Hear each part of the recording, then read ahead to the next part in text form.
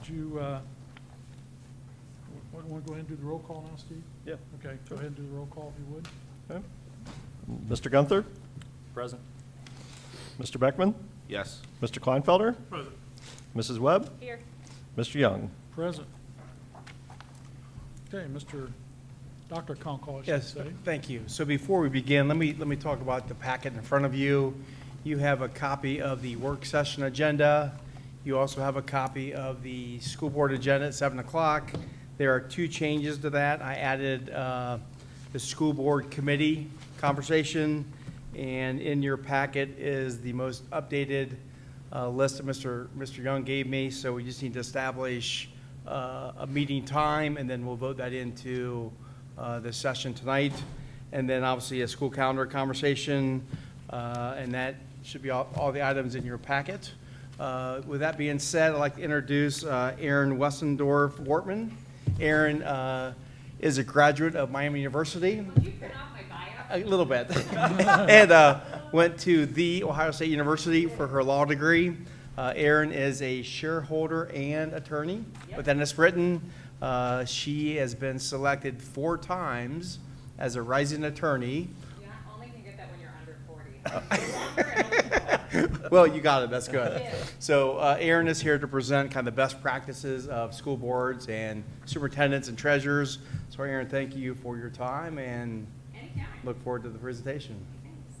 Also, since we're in open session, it is fair game to ask questions as well, and I'd rather ask the questions given open. I knew I would do it. It's fine. Fair game to ask questions. I'd rather you ask to clarify, like, what about this hypothetical? We're not going to give legal advice in a broad term like this, but if you do have a question about any of what we talk about, please let me know, okay? Broad level speaking, just board member training. Why did you run for school board? You had lots of free time, right, Greg? Why did I Yeah. run for the school board? All the free time? Kidding. Lots of people do it for lots of different reasons. Community leader, booster club, PTA president, parent, alumni, all the things, right? Yeah. Restore public confidence, fiscal responsibility. Greg needed something to do in retirement, all of the things. Sorry, I also like engagement, and I don't like to be bored, so I apologize if I pick on you. Fair? Okay. And this is the only time I get to, appropriately do that with a little bit of humor. People run for lots of different reasons on school boards, and we represent about 160 plus throughout the state, and I've seen every different reason for doing so.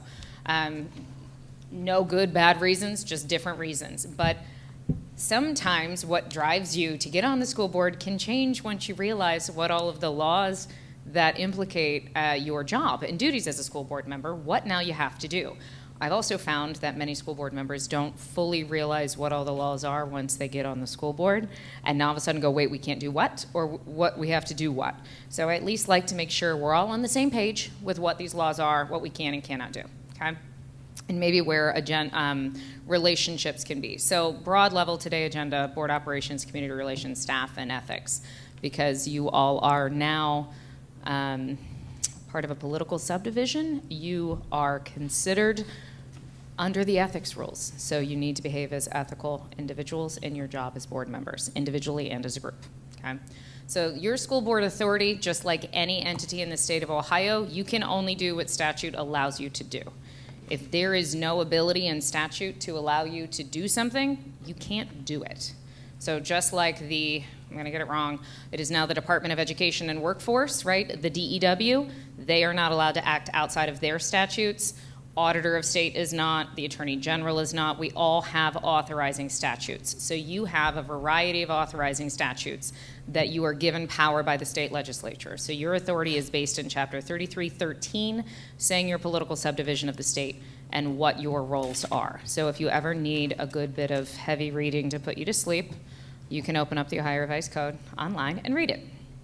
But you are capable of suing and being sued as a board in totality and as your individual board member capacity, so you can be personally named in a lawsuit. So if you did not know that prior to now, you know that now.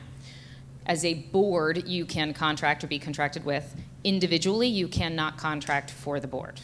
Okay? The board has to take that public action to approve a contract.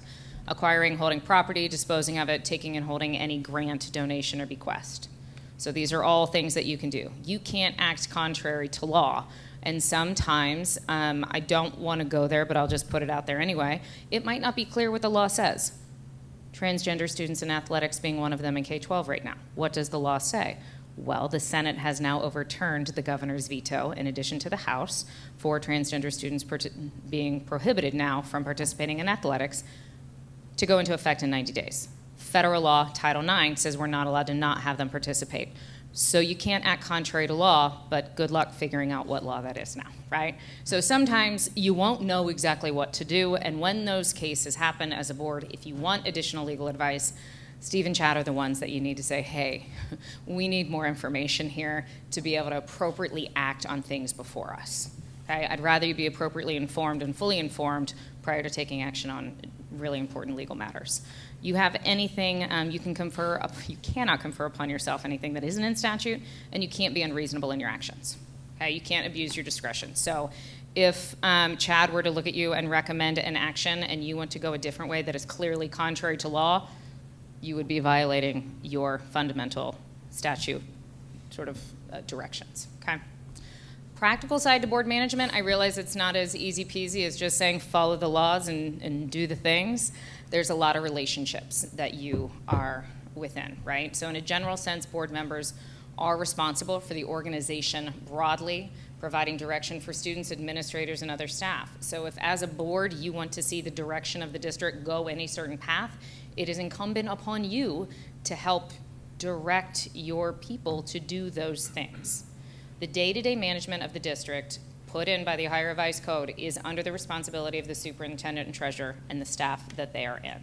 So the day-to-day management, it may seem strange for boards, and oftentimes we get a little, but I was elected. I get that. It's your job to direct the big policy downward, but it is Chad and Steve's job to carry out then that direction and to make sure then the district is going the direction that the board sees fit. Make sense?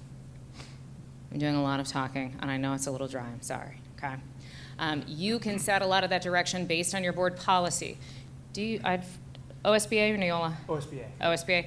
If you do not know what your OSBA policies say on something, please pull it up.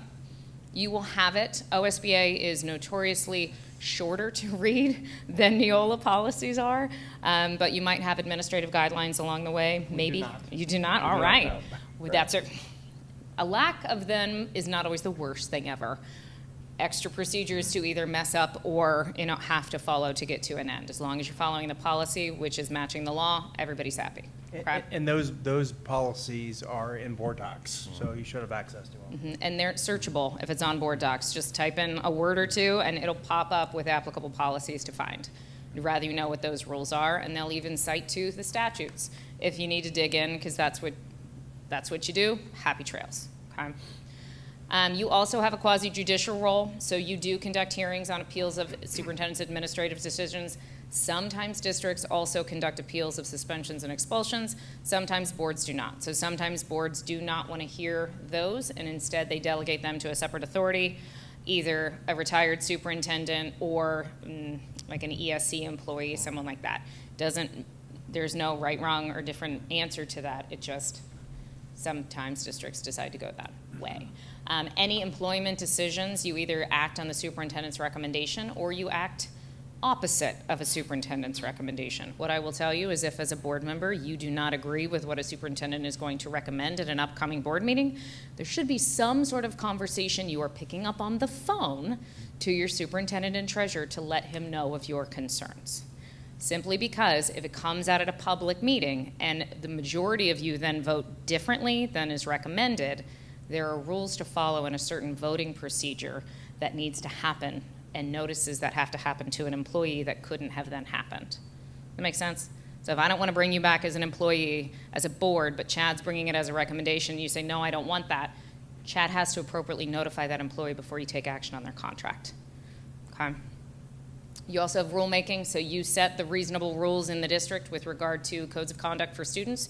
So you should be looking at those things every year. Any person entering on school grounds, what's really delightful is if you decide that someone has acted a fool, which happens, you are allowed to say you are no longer allowed on our property. Typically, we give that authority over to the superintendent for the superintendent to issue people letters who might be threatening to school property or threatening to staff. Sometimes you have individuals who get a little unruly that we say you're no longer allowed on property. Here's your letter. Next time you do it, you're trespassing on property. And so that authority you have as well. Just because you're a public school does not mean you're public property. You still own your property as a board of education, and therefore you set who comes on and off property. Does the board still have to approve staff and student handbooks on an annual basis? They should. We do that. Okay. Yep. So every July, we'll approve all the handbooks. Yeah. Do they? Not always, but should they? Yes. Okay. Especially because the budget bills tend to update things, and you might want to know what the maybe consequences would be for certain disciplinary actions. Okay. Management of schools, you have authority to open and close, open new schools, close old schools, supervise and control academic and extracurricular activities, including any authority to purchase and maintain additional properties and authorize and use money for the operation of those activities and programs. You also prescribe the district's curriculum, subject to what the state puts out. So the curriculum in the district, if it is changed to maybe a new curriculum, should be on a board agenda and should be approved by the board when you go through new and updated curriculum. You do have, I know with a lot of the new science of reading programs that we need to adopt all of the new, the fun curriculum and the programs on that the governor, through the Department of Education and Workforce, have put out their approved programs. You'll have to do that at a public meeting as well. You have the duty and authority to choose textbooks and may adopt uniform school supplies, so you'll set a fee schedule for student activities and fees every year as well. Okay. Management, you have the authority to suspend teacher contracts or reduce teachers when needed. You have the ability to adopt procedures for the evaluation of your assistant superintendent, superintendents, treasurers. What I will tell you as your superintendent and treasurer sit here, check your policy on how often you have to evaluate them. It is incumbent on the 5 of you to make sure you follow your policy and maybe what's in their contract, if it's not in the policy, for how often you evaluate. It is not incumbent upon them to tell you that they need evaluated.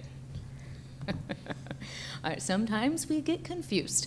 And that's, again, coming from, we work with a lot of boards, and we get boards who go, well, I didn't know I was supposed to evaluate them. And I go, well, you're the employer. I don't know I can't help you here.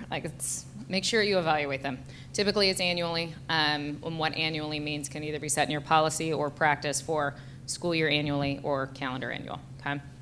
You know you have to select a treasurer, and then you also have the ability to provide for guidelines that allow employees to attend PD outside of the workday, okay? That is a lot. If anything requires your judgment and discretion, you cannot delegate that authority. So there are some times in your organizational meeting, which I presume we've already had this year, Yes.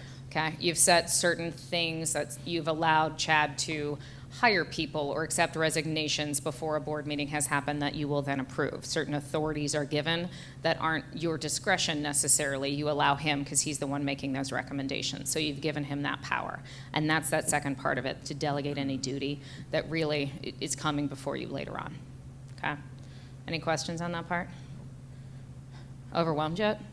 Okay, or you're like, yes, I know all of these things, thanks, great, awesome. All right, corporate nature of you all have to act together. It's the 5 of you.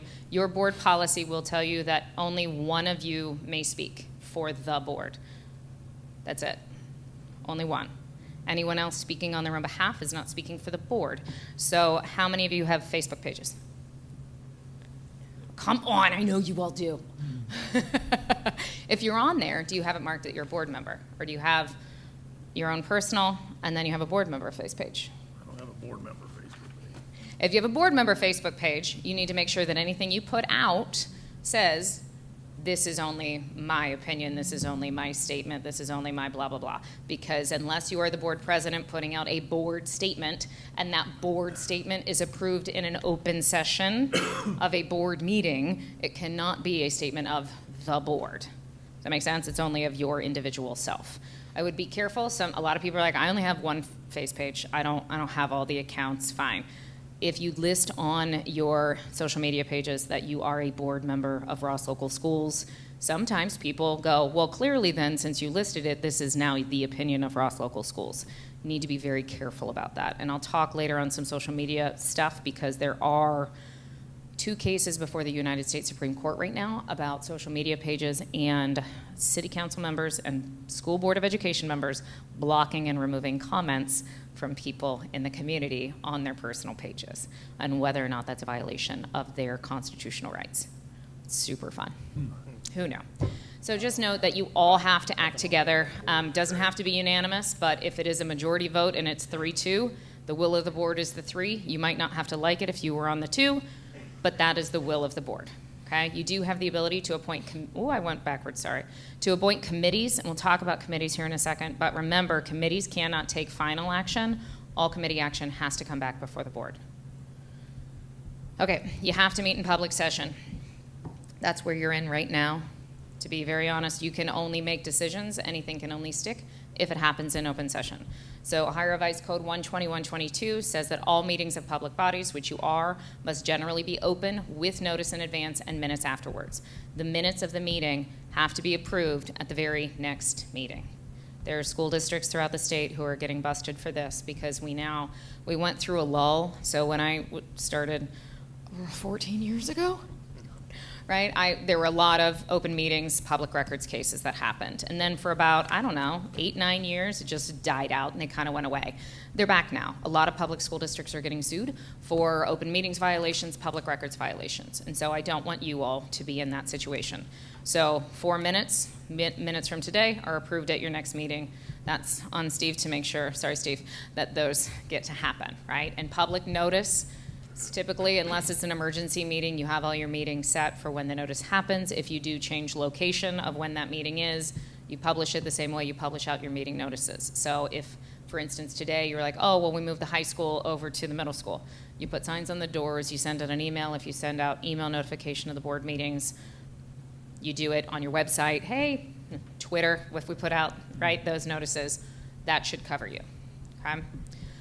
The mere fact that all of you are together doesn't always constitute a public meeting, but I will tell you to be very careful at that. Okay? There is a lawsuit that was just resolved, I believe, Avon Lake? I could be wrong, but it was up in the northeastern area where they had a meeting during Capitol Conference in Columbus, the high school board's Capitol Conference that happens every November.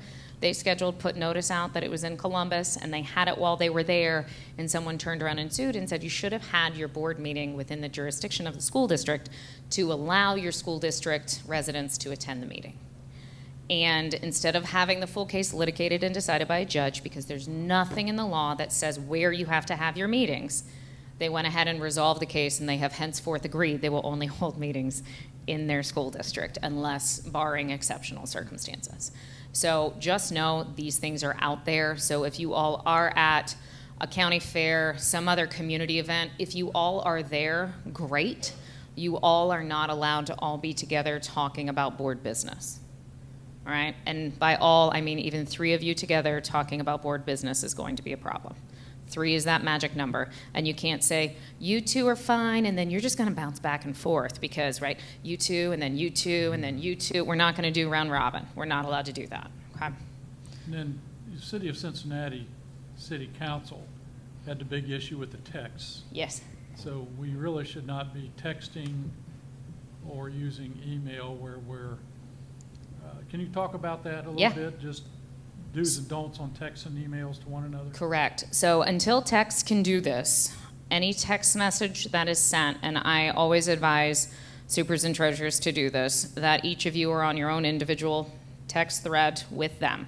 So it is Chad and Keith, and then Chad and Brent, right? And that it is copy and paste Chad, just notice, not decision making. Hey, I'm just letting you know school's going to be closed today, or I'm going to I don't even know if you communicate, I'm assuming you communicate that. We do email, which is nice. So if you do it email, what I would say is to avoid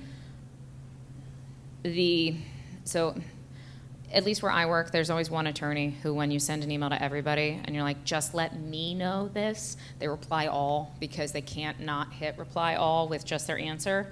Drives me nuts. And I don't know if any of you have seen these things, and they drive me crazy. We want to set you all up for success. So if Chad or Steve sends you an email, I would prefer them to blind copy you all on that email, because the email is not making a decision, it is communicating information only, and that way you cannot respond to create the dialogue among the 5 of you that then creates a public record of you violating the open meetings law. Does that make sense? So if I we- don't mind the so- emails, So if blind Dr. copy. Conkle sends an email and carbon copies or back copies the other members, that's not a problem, really, It's not an open. because it's just informative. It's just communication. It Yeah. is the dialogue and the discourse back that happens. So if he is just saying, hey, there was an incident at school today and we notified the police, but everything's fine and dandy, call me if Yeah. you have questions, Right. right? Just go that direction. That's information. If you respond, and again, we're only blind copying them, so none of you can reply all. If you respond then just to Chad, hey, I'm available from 8 to 10, feel free to give me a call at this time. That's not going to be an open meetings violation. It's all a public record, but it's not an open meetings violation because it's not the 5 of you or 3 of you discussing it. Right. Got it. Yeah, City of Cincinnati got busted with all those texts. It was, there's a German word called Schadenfreude, where it's take pleasure in other people's pain. It's a little weird. I enjoy it as watching the train wreck happen. That's what I call it. And so that case was one I enjoyed watching it, just to say, how is this going to play out? Because if you remember, what happened was there was a public records request for all of their text messages between the city council members, and they wouldn't turn them over. And then when they did, the judge forced them and said he was going to do his own review, and then he let out ones that were not public record. It was just city council members being horrid to each other. And he let them all be released because he said this goes to show what they're doing and how horrible it is. And if they would have done what they should have done, it would have never come out. But the judge decided differently. So be very careful on text. Very, very careful. I will always tell you that you will be always safer by picking up the phone and calling someone. Always. On that, and I'll get back to board meetings, just because you have a personal cell phone or you use a personal email account. Do you all have board email accounts, I assume? Sometimes board members still want to use personal email. Or let's just say somebody Facebook messages you and wants to have a conversation about board business. Not a board member, but a community member. You are a board member, we are talking about board business, either on a personal phone, personal email. Does not mean it is not a public record. Okay? I would push all of your board communications, district communications to board email, because then it makes it that much easier when someone says, hey, I'm looking for a public record about an incident that happened on such and such date. You know for yourself, I only discuss board business via board email. I don't even entertain anything on my cell phone unless it's from Chad or Steve, and that's just information that's given, and so happy trails. But if it is a work phone, I've had some problems where people say, well, it's a work phone, I'm not giving you that. Well, if you have district records on your personal or work device, they're still public records for the purpose of the district because you're a board member. So if somebody sends us an email, wants to talk about something, a member of the community, then on our to our personal emails, it'd be best is to reply back to them. Would you please contact me via greg.young@rossrams.com. Correct. Got it. Or forward it to your work email, or not work, well, forward it to your board member. This is work too, right? Forward it to your board member email, and then you can respond from there. Okay. I mean, either one I'm fine with. Okay. So really, board meetings, it's any prearranged gathering, a majority of the members. That's why I harp on 3 of a public body for the purpose of discussing public business. A series of smaller meetings, so when I went around before and I said it was just the 2 of you and then one moves along to the other 2, round robin, not going to happen. We've talked about conducting a meeting via email. We're not doing that. It's informational only. You're all blind copied on it or will be blind copied on it from here on out, so you don't accidentally reply all with your thoughts, right? Collective bargaining meetings between, I'm just going backwards, sorry, between a public office and employee organization are not meetings for purposes of Open Meetings Act, just to be clear. Okay, so even if 3 of you would want to be on a bargaining team, I don't know why you would, but let's say you did, it's not an open meeting. Okay? So board meeting requirements, they're open unless you have executive session, which we'll talk about later. We've talked about notice, and it has to be reasonable unless it's an emergency meeting. Or, I mean, even a special meeting is in at least 24 hours, but you need to be very clear as a board, and Steve knows this on the notice of special meetings. you stick to what is on that special meeting notice. It's the only reason for why you called that meeting. It's the only thing you're allowed to talk about. Very similar to executive session, okay? And the minutes, we talked about that as well, and they have to be available for public inspection. So you have regular meetings and special meetings. We did just talk about, so I'm skipping part of this. I know Chad can feel free to send this afterwards if you have extra questions. The only exception to open meetings is executive session. You can't make any decision in executive session. It's not allowed. But this is where you can have additional discourse and dialogue outside of the public view for certain enumerated reasons. And these are all of the G reasons: certain personnel matters, sale or purchase of property, conferences with an attorney, pending imminent or court action, collective bargaining, anything required to be kept confidential by federal law, state law. So let's say you all heard an expulsion appeal. It's a student matter. It's protected under FERPA and our Higher Revised Code 3319-321. You're going to put that in executive session under that exemption. Security matters, be pretty careful about what that is. If you go in to talk about personnel matters, you're going to list which ones those are. Not all of them. So if you are in executive session to talk about personnel for employment and dismissal, discipline, those make sense. But if you're in there just to talk about if we're going to hire someone, that's just employment. We're not going to talk, it could be employment and compensation, but you're not talking about discipline, demotion, promotion. You don't need to list all of them. Okay? What has been beneficial is there's been a court case in the last year that has come out and said if you said you were going in to talk about certain personnel matters, including the employment, dismissal, or discipline of a public employee and the sale or purchase of property. If you didn't get to sale or purchase of property because the executive session ran long, and you were like, we're done tonight, no more, we'll do it at our next meeting, you're allowed to not cover a topic in executive session. What you're not allowed to do is list all of them, just as a catch-all, okay? Can you say executive session for the purpose of discussing personnel? period? Have to list.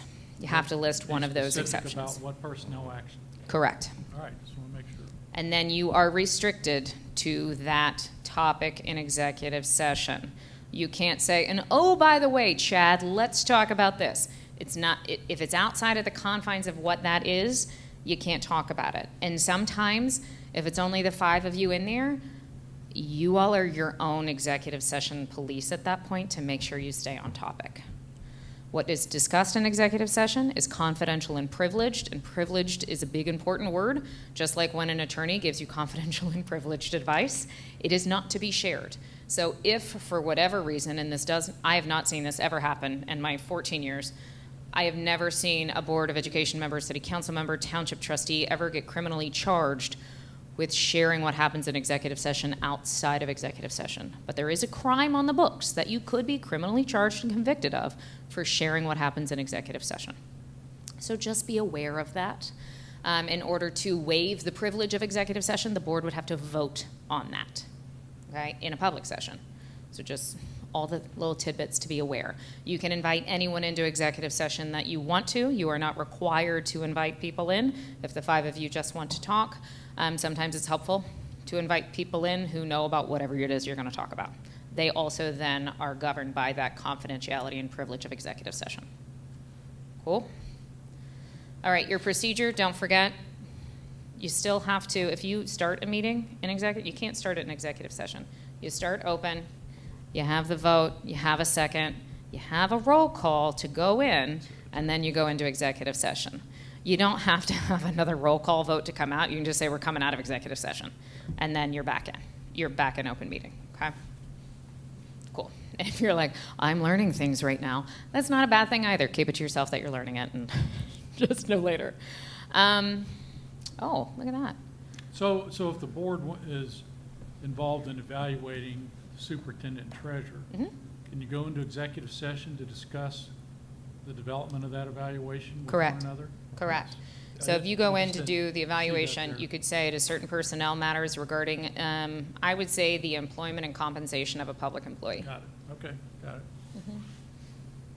Now, if you need as a board to adopt that evaluation as being final, you have to do that in open session. Right, yeah. Okay. We already talked about the first part. You can't take action in executive session. You can discuss, discuss, deliberate. mean, at that point, you can only discuss. You can't actually take formal action. All votes happen outside, and we talked about the confidentiality before. We've talked about the procedures. I love when I talk and then all the slides afterwards do the same thing. It's great. Don't say just personnel. Make sure that if things are confidential, they really actually are required to be confidential. This isn't just hiding. Sometimes entities have sought to just be like, oh, no, we just want to go here. So we swear it actually has to be kept confidential.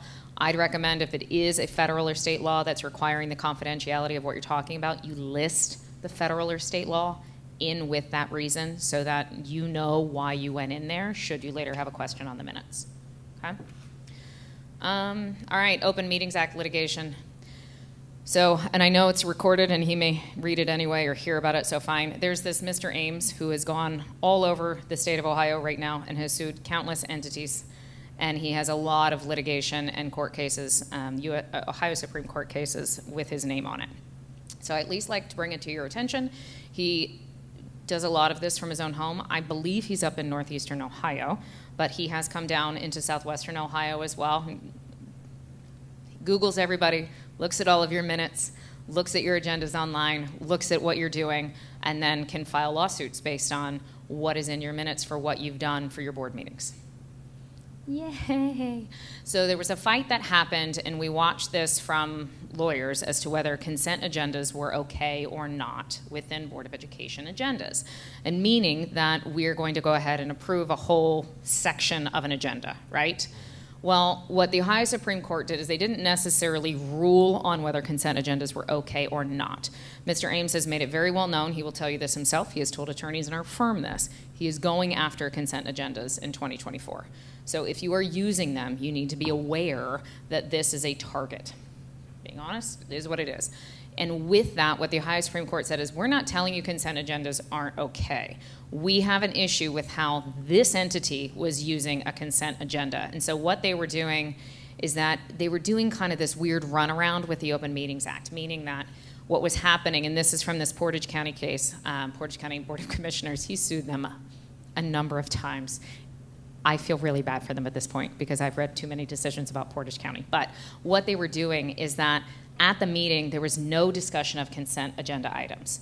The actual consent agenda items were kept private. So they were not listed online with the agenda prior to the meeting. The board members wouldn't even see what was in the consent agenda until the day of the meeting when they showed up. It was very, very concerning. Nobody who attended in public could actually read anything that was being adopted and approved, and it wasn't discussed. So just think about it for a second. As a board member, you show up, you're handed a folder. It was nowhere online in the agenda. It just said consent agenda, maybe personnel or whatever else. No list of anything. No one has a copy of it in the community. No one can access it.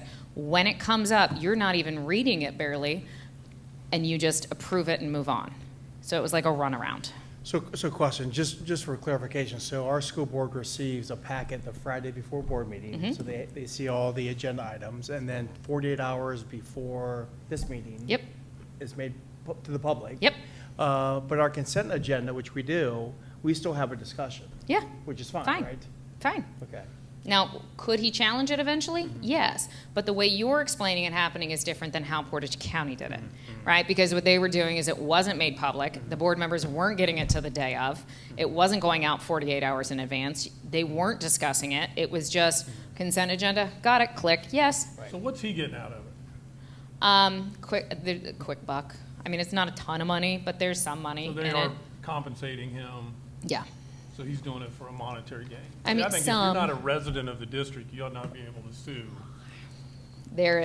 You're not going to get a disagreement on that at all, but that's not the way the law's written. And so it's a couple $100, and I know it's not just a couple $100 because you wind up paying lawyers to defend. It is easier, to look at the fee structure. Sometimes he has an attorney, sometimes he doesn't. He gets a couple $100, and his attorneys get attorney's fees. So if I file 300 lawsuits and I get a couple $100 out of every one of them. Correct. He has Like a also retirement created, guy. though, his own nonprofit to go after. It's what he's done. He's making this his agenda. It is his flag to fly that he is going to make things public record. So, just what it is. And so this was more about the consent agenda. The board had also discontinued its use right after he filed, but that's what was out there.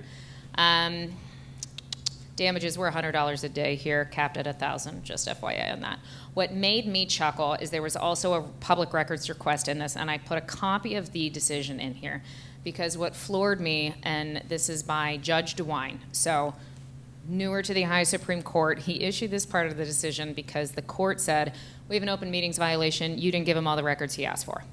Which, okay, like, cool, right? You didn't give him all the records that he asked for. But the problem was, and I love when courts do this and judges do this, he opened his decision by saying, boom, gotcha. And I was like, oh, this is so catchy. What's happening here, Judge DeWine? And he said, listen, the majority makes this a gotcha game without any basis in law. Brian Ames asked for meeting minutes.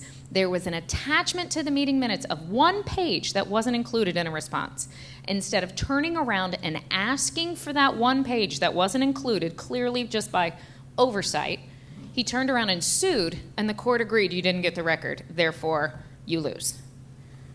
And so Judge DeWine here was trying to call Mr. Ames out a little bit by his conduct, right, and saying that the court was blessing this conduct. So it's just incumbent upon us, when there is a public records request, we're watching what the records are that are going out. Okay? Keith, I agree with your sentiment. All right, I'm just, Understood. got a new career I'm starting tomorrow. So more at least on open meetings for committees. I think I heard earlier maybe some committee talk. Yep. Committees, you need to be very careful if you're not having them in open meeting. I would say when in doubt, it's a public meeting. Have notice, have meeting minutes, be done. If you need to have executive session, committees are allowed to have executive session. Perfectly fine. There is no issue with that whatsoever. But if you have a committee, please make sure you try to have that as open meeting as possible. It just makes sense. We do that. We publish Good. the date and time on the website. Love it. We have an agenda, we have minutes that are shared out, and those are recorded and saved in our shared drive that if someone requests. Same requirements for executive session and committee? Has to Correct. meet one of those categories? Correct. See us ever going to executive session I for don't either, committees. but Yeah. Well, Yeah, we've never done sometimes that. you'll have like Great Oaks, right? They have 35 board members. They have a whole, their meeting starts early with committees, and so they have an HR committee. You might have a reason in that committee to Sure. go into executive session Right. That to makes discuss sense. the personnel matters. Yeah. But that'd be a great job. yeah. So just, I mean, you can look at whether or not the open meetings is going to apply. I'm going to tell you when in doubt, put it as an open meeting and be done. It's just going to be easier. Enforcement is an injunction, and it is a $500 violation for each one, plus court costs and attorney's fees. So the clear fee structure there is for attorneys and court costs. That's where it's an issue. This was my Avon Lake. I did have the district right. Try not to have board meetings outside of the district, if at all possible, if you can help it. Be very careful when the 5 of you are present. If all 5 go to Capitol Conference this November, y'all go to dinner. Most boards do. We don't talk district business, which isn't too hard. You all have families and lives and jobs and other interesting things, I think. I hope. If not, I can come to your dinner and I will happily tell you of the weirdness of a 9-year-old and an 11-year-old. I mean, I'm happy to share those things. Okay? These are just areas to watch from the Mr. Ames cases, minutes and agendas, reasons for executive session, all of your open meetings. Public records are really what you want to watch. There is also a conversation going on about your records commissions and making sure that those commissions are a committee of the board. They are also open, have notice and agendas and minutes and all of that. Your records retention schedules, if you don't know what that is, it has probably been adopted prior to your time. It is a schedule that the Ohio Historical Society puts out a model of. Most districts then adopt it to say how long you keep certain records of the district. Okay? Does the Historical Society collect those ever? Not that I've ever seen. Now, I know they collect the records and approve when you go to destroy, but in terms of what your schedule is that you've adopted, no. Like, if we're throwing away 30-year-old board meeting minutes, they wouldn't be. You go through and you have to apply to them, list it out on what you're doing, and they do look over that, and then they send you an approval process. There's all sorts of like RC2 forms and RC3 forms, so there is that, but once you do that, and you're following your records retention schedule, you're fine. We keep everything. It's cumbersome to actually get something approved to be able to destroy it, so we've just Yeah, well, you gotta kept get rid of it, most right. Yep. everything. At least some questions we get on that is if we move everything electronic, do we have to keep the paper? So long as you have it in some form, Right. you don't need to keep the paper, and you don't have to apply to destroy the paper if you have it electronically. Okay. You can only act through voting. We touched on this earlier. It is a majority. There are some votes that will need a supermajority. If a supermajority is needed, you will know prior to going into the meeting or prior to going into making that vote, okay? If you need to abstain on a motion, sometimes if you don't have a full 5-member board or there's a number of you abstaining, you might have a vote that does not pass. So a tie means the motion does not pass. It does not carry. I don't know why sometimes this is asked, but a tie is not a win. Okay?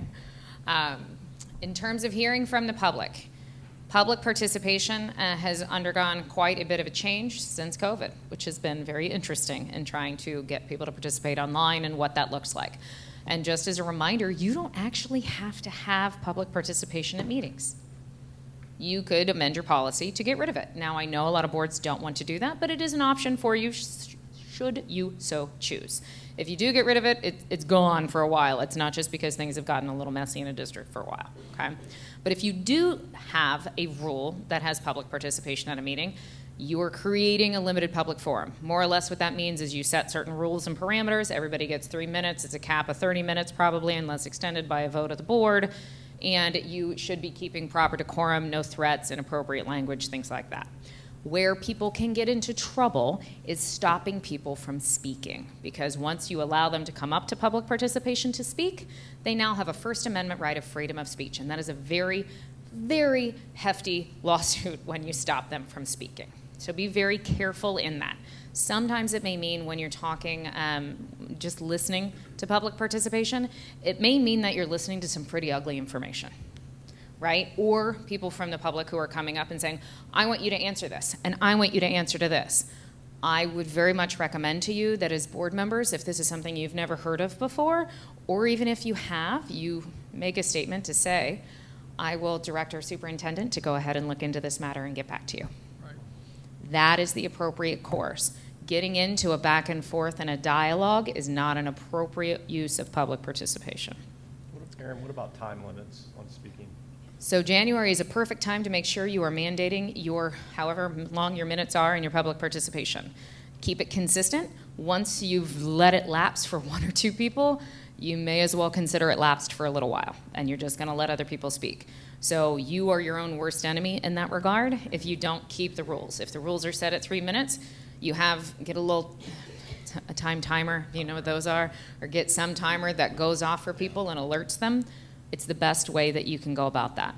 The bigger issue I see anymore is when people are allowed to come up in public participation and they speak accolades of our staff, which is wonderful, and we want to hear them say it, right? But when they come up and they speak negative things about our staff, we want to stop them because we are like, that should be somewhere else. You shouldn't be, you could be defaming them. You could be, the problem is you're not being content neutral at that point. And as a Board of Education, you're required to be content neutral when you're restricting speech. So if we allow the good things about a staff member, and during public participation, this is not, hey, I'm having the middle school come up and show off their amazing staff. That's different. I'm talking during public participation. If we allow someone to come up and talk about how amazing Mrs. Smith is with their daughter, we have to also be able to hear from the parent who says Mrs. Smith was not great with her son. Okay, so it's either staff is okay or staff is not okay. Steve, we have forms. We do. That people fill out prior to coming up, so we know ahead of time. We do. We keep them in the back of the room at every Yeah. meeting. They fill out the form. We allow them their time, and then we file those forms away into a shared folder after every meeting if someone actually speaks. Do you require sign up in advance or just sign up day of? Day of. Okay. Yeah. There are ways that if you find it to be, it starts to get unwieldy.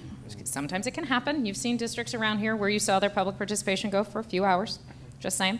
You can look at putting restrictions on that you have to have people sign up 2 days in advance, 5 days in advance, blah, blah, blah. Okay, and those are perfectly fine, reasonable restriction to have.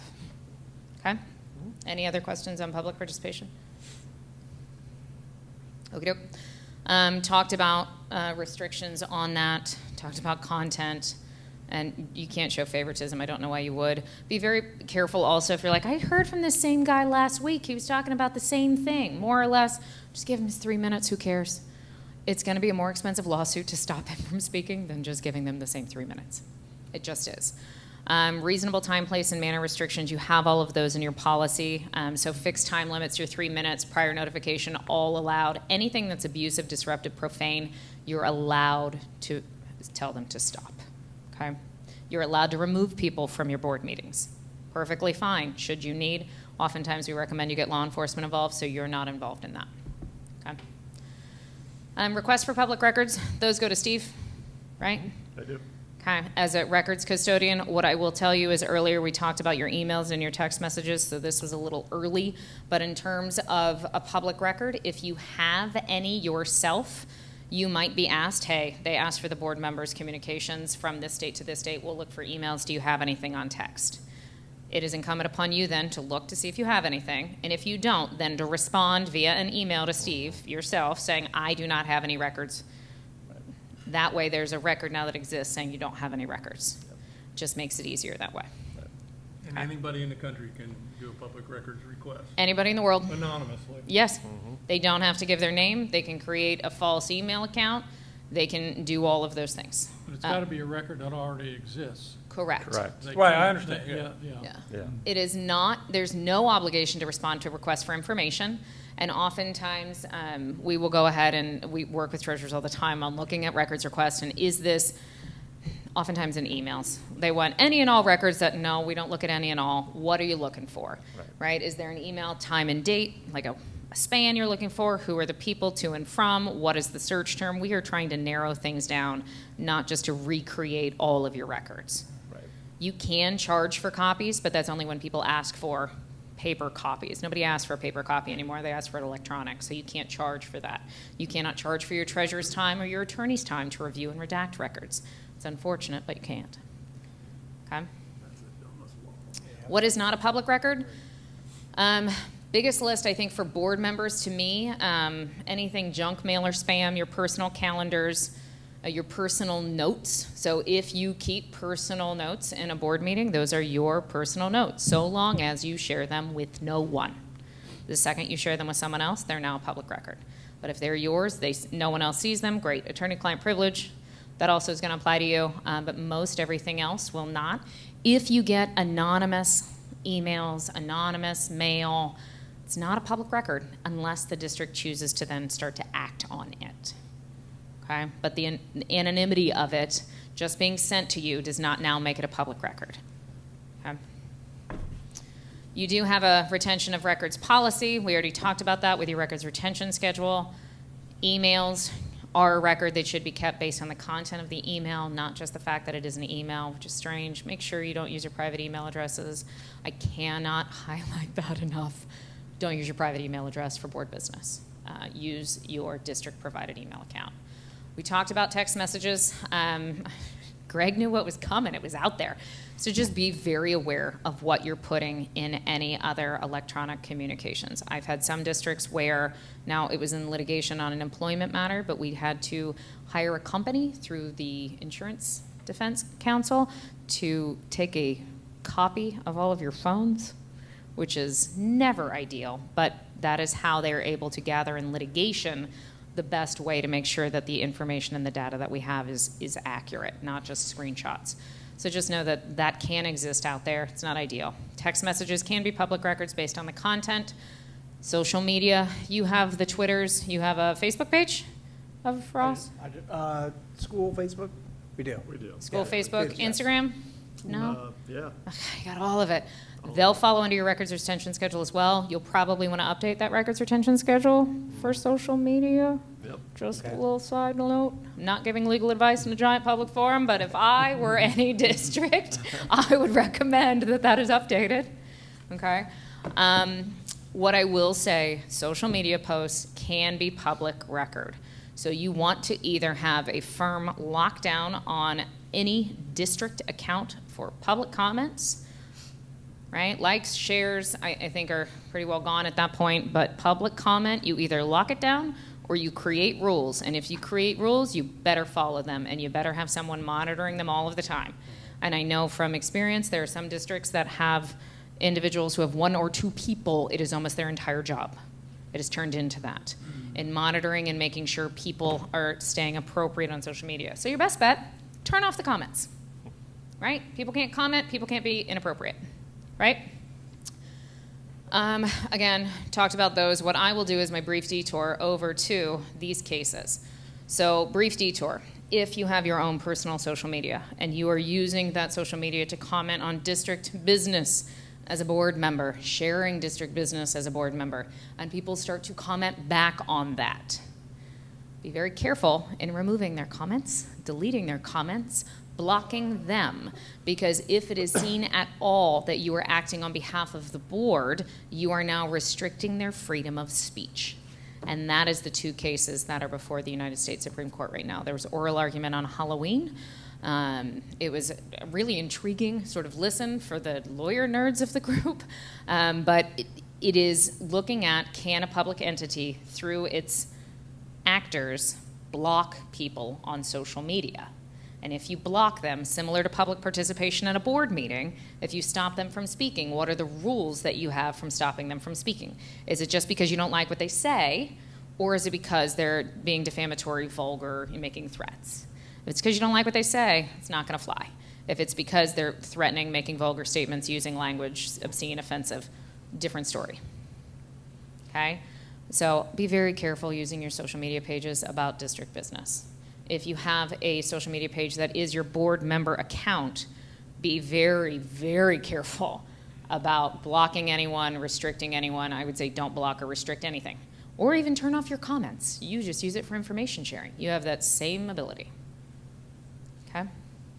You don't have to let people talk back to you. But if you open the door, it's going to be really hard to get them to stop. Okay? That seems very depressing. I'm sorry. We're going all along with public records, and then I just depressed you all. What I will also say is there's this case that came out of the Sixth Circuit in last calendar year. Now, Sixth Circuit is a circuit court. If you don't know the court system in the country, U.S. Supreme Court, federal court, underneath that are all of these circuit courts based on various geographical jurisdictions in the country. Sixth Circuit sits over Ohio, Michigan, Ohio, Kentucky, Tennessee.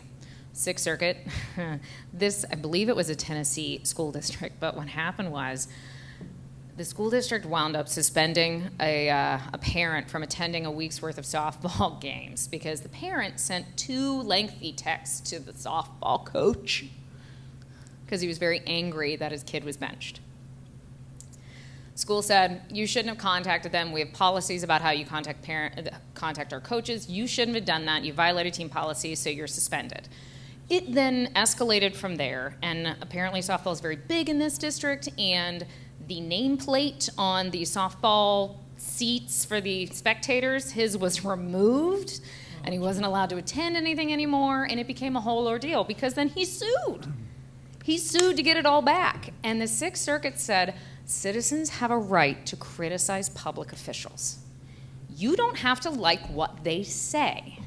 But just because you don't like what they say, so long as it is not, in the last part of it, threatening, harassive, disruptive, it's protected.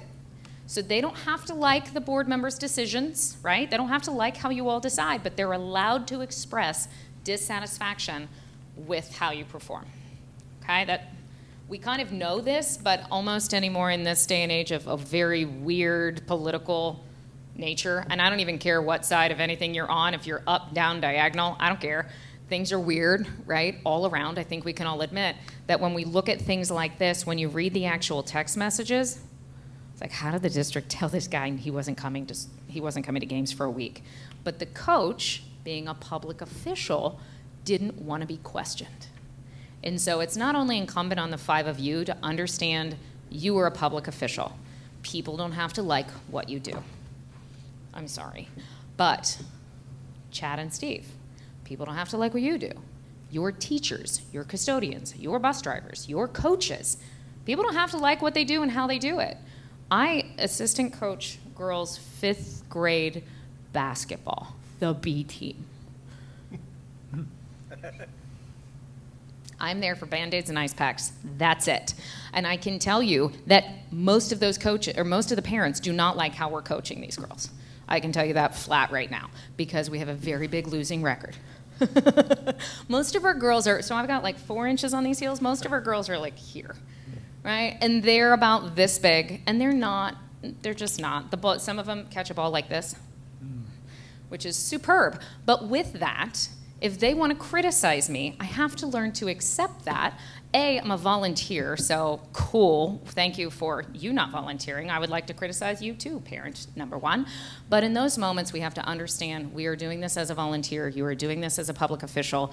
Even if you're getting paid a supplemental rate at a penny an hour, which is really effectively what it is, you're a public official. You have to take some criticism.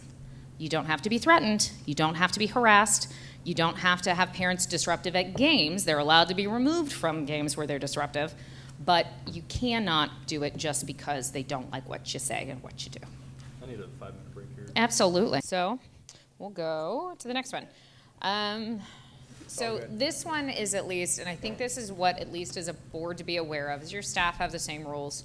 And I know that a lot of times staff talk about this, and they have their own rights to post things on the face pages and the Twitters and the social media.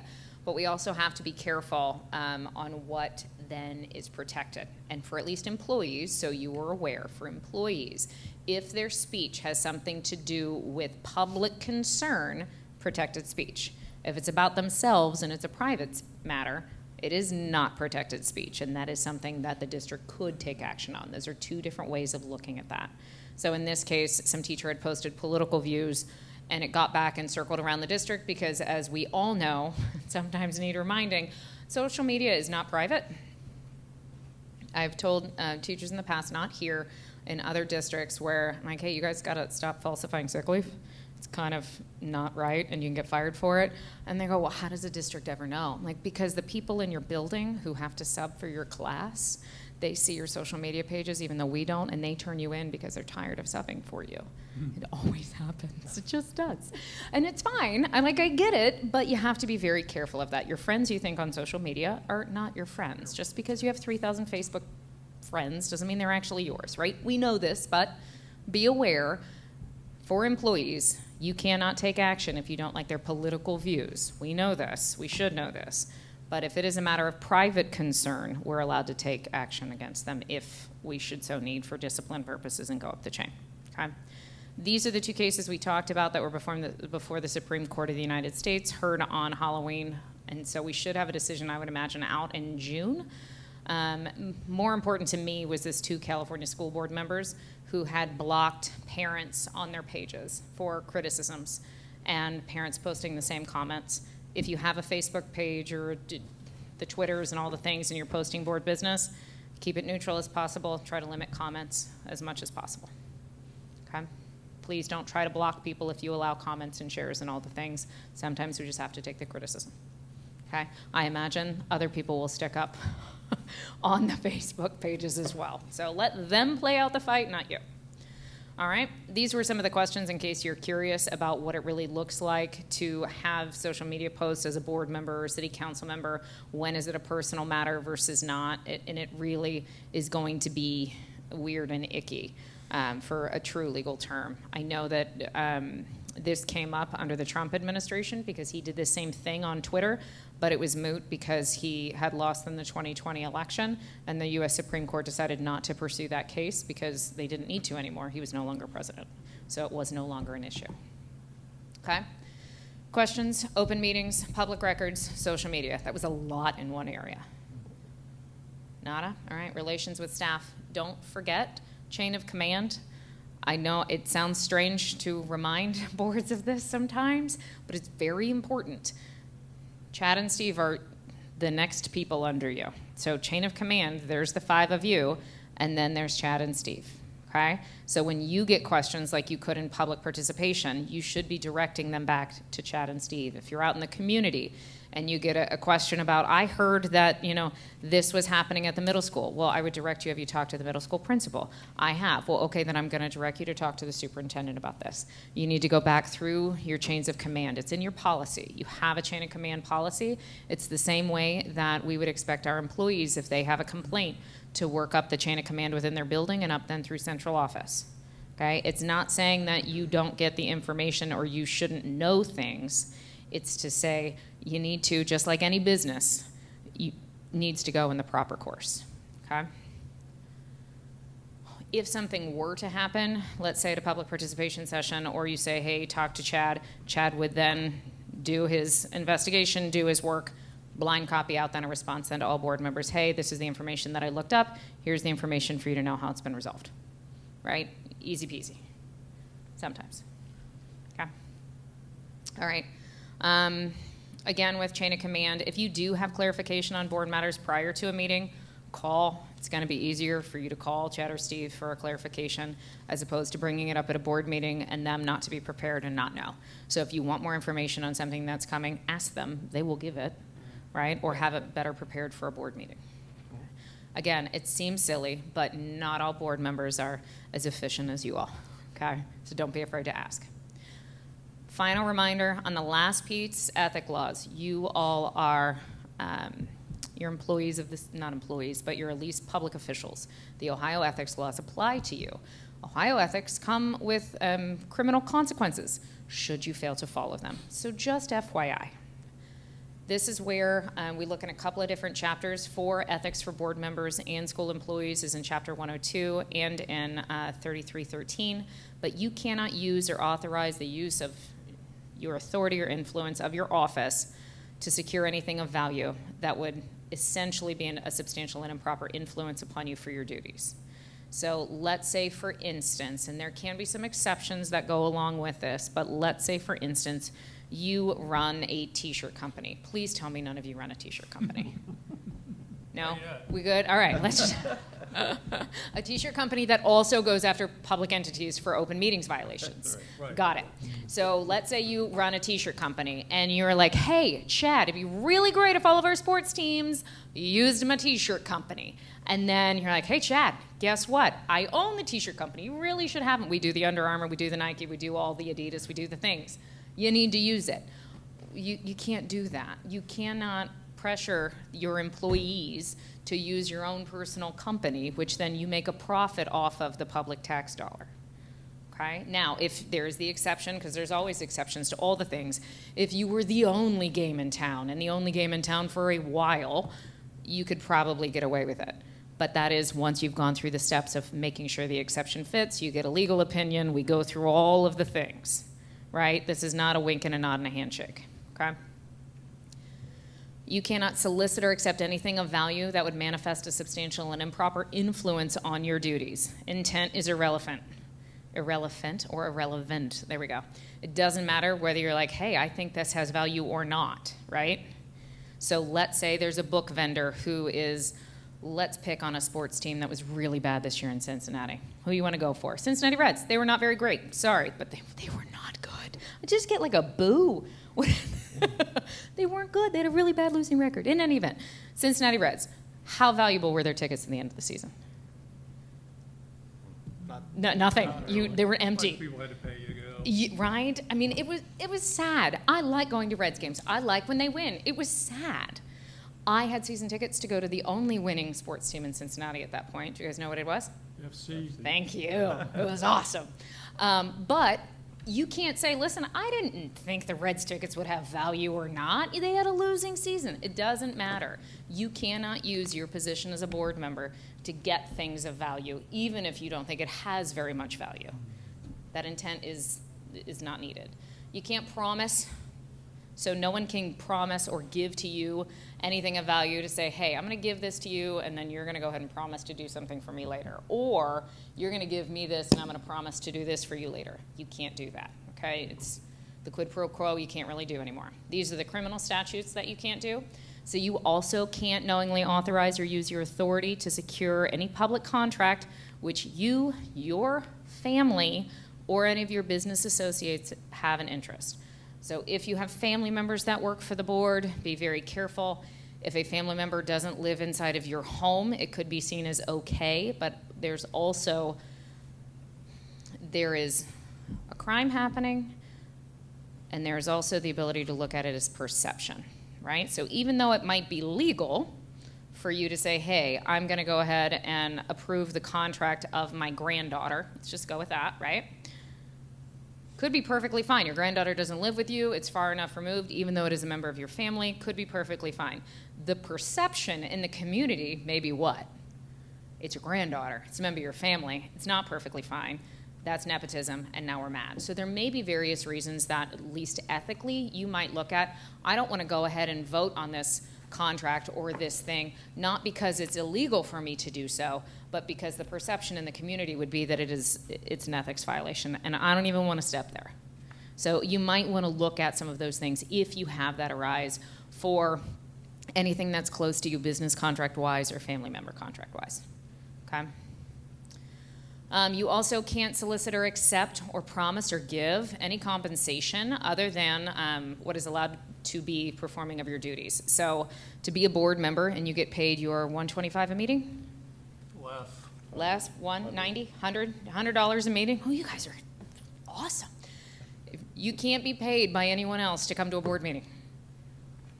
You're just paid by the board. Seems a little silly, but same thing as years ago, the way that this came into statute in some is that we would have football coaches in areas who were paid a supplemental contract of $3,000 to $4,000 maybe a year, if that even could be high, to do football coaching duties. Well, if they would win, or the boosters would find out that this guy wasn't making very much money, and they would also pay him.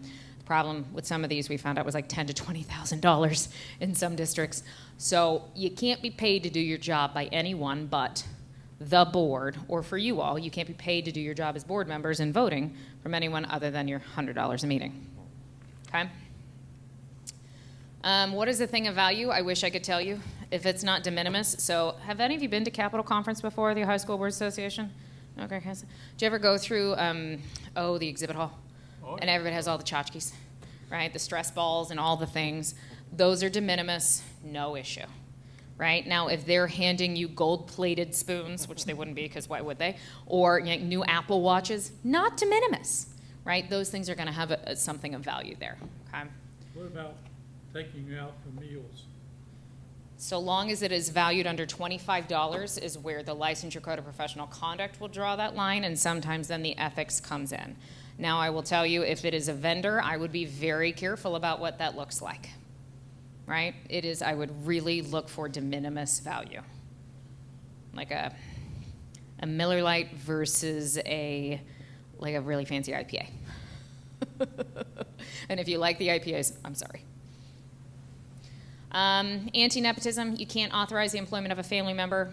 That's not really news. We kind of talked about you can't vote for a family member. You can't lobby, advocate, deliberate, or participate in the interview process. I would not be in executive session if the executive session is about that family member either.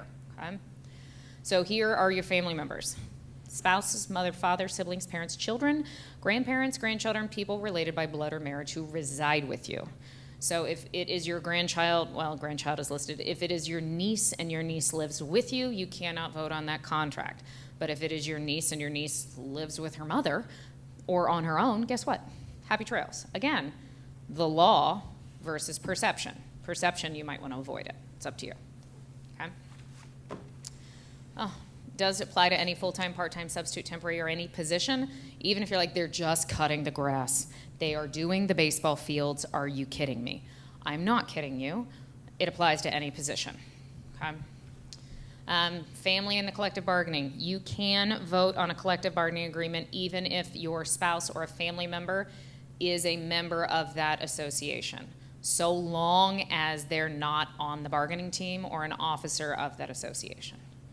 So if you have a family member who is at the bargaining table, bargaining on the other side of the board, you should not be voting on that collective bargaining agreement. Okay? You also should not vote if you receive your health insurance through your spouse, which is through that collective bargaining agreement. Okay?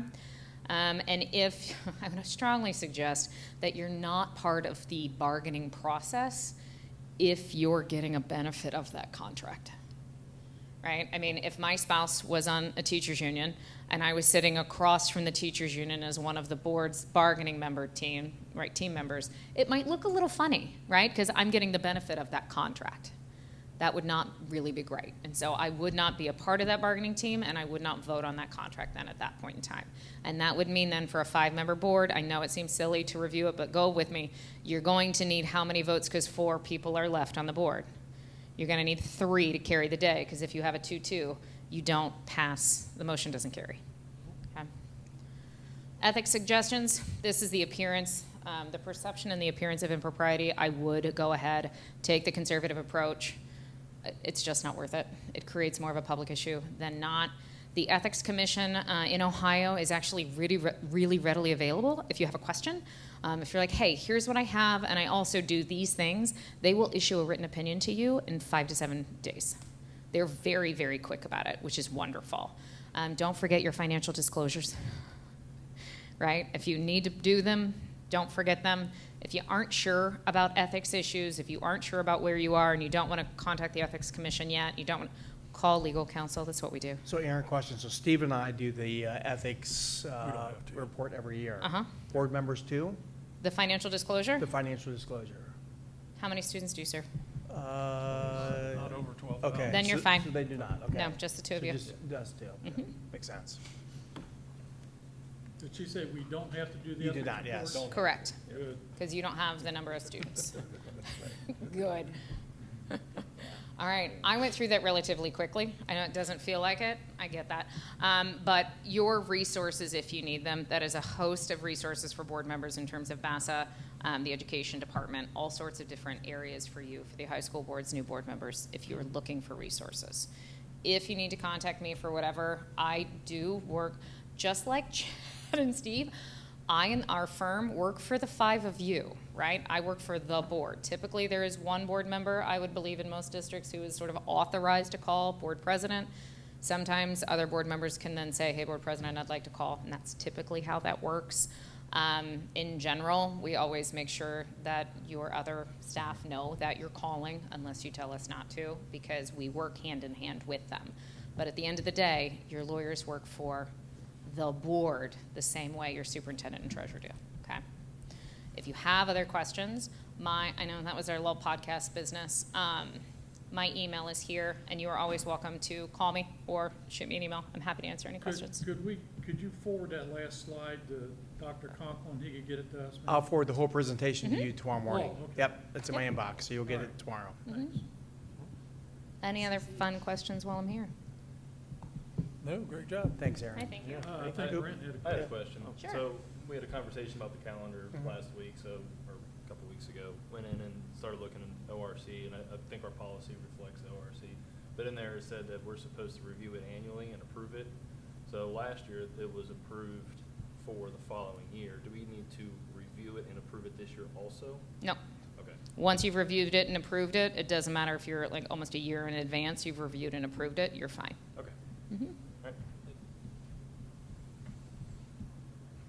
Okay. Thanks, Aaron. Okay. Thank Very you. informative. Appreciate it. Yeah, Thank you. it was good. Well done. Yeah. Thank you.